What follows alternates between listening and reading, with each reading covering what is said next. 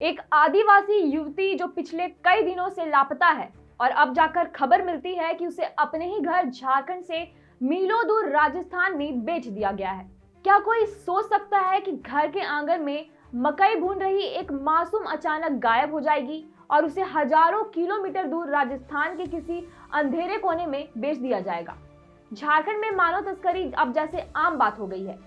हर साल इस राज्य से कोई बच्ची औरत अपने ही घर आंगन से गायब हो जाती है और उन्हें मीलों कोसों दूर बेच दिया जाता है।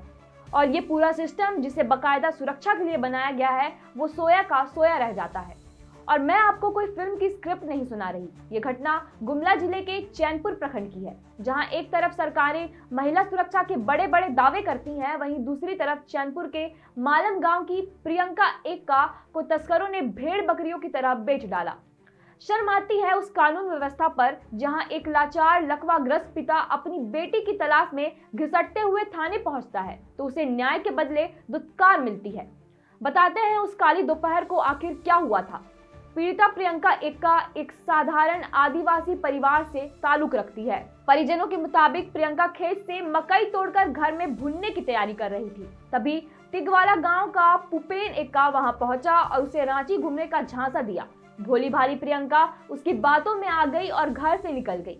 शुरू में वह फोन पर बात करती रही, लेकिन कुछ ही दिनों बाद उसका मोबाइल पूरी तरह बंद हो गया। जब परिवार को शक हुआ और खोजबीन शुरू की गई तब एक चौंकाने वाला आरोप सामने आया।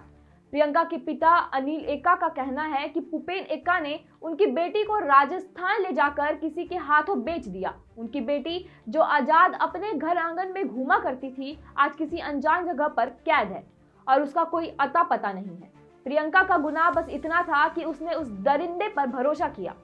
इस मामले का सबसे शर्मनाक पहलू पुलिस की कार्यशैली है। प्रियंका के पिता अनिल एक्का खुद लकवे की बीमारी से जूझ रहे हैं, ठीक से चल नहीं पाते, लेकिन बेटी का गम उन्हें चैनपुर थाने की चौखट तक खींच ले गया।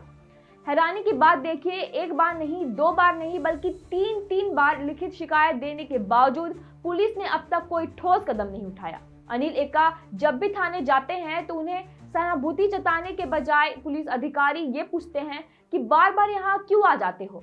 यह सुनकर रूह कांप जाती है। प्रियंका की मां शालोमी एक्का की आंखों के आंसू सूख जाते हैं। उन्हें याद है कि वो आखिरी कॉल जिसमें प्रियंका ने बस इतना कहा था, माँ मेरे जूते अच्छे से संभाल कर रखना। उन जूतों में आज भी उस बेटी के पैरों की आहट बाकी है जो शायद अब कभी वापस ना लौट पाए अगर सरकार ने सुध नहीं ली तो। हमने चैनपुर प्रभारी थाना इंचार्ज से बात की, चूंकि अभी उस थाने में कोई थाना प्रभारी नहीं है, तो उन्होंने बताया कि यह मामला तकरीबन 2 से 2.5 साल पुराना है और पुलिस इस पर अपनी जांच कर रही है।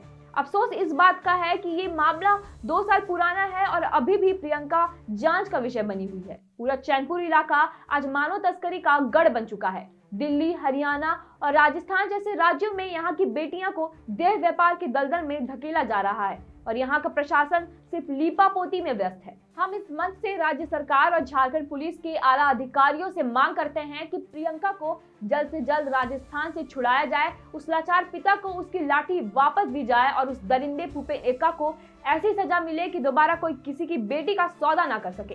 खैर, इस पर आपकी क्या राय है हमें कमेंट में जरूर बताएं। धन्यवाद। घर और ऑफिस में है चोरी का डर? जायसवाल सीसीटीवी से लगवाए सीसीटीवी कैमरे।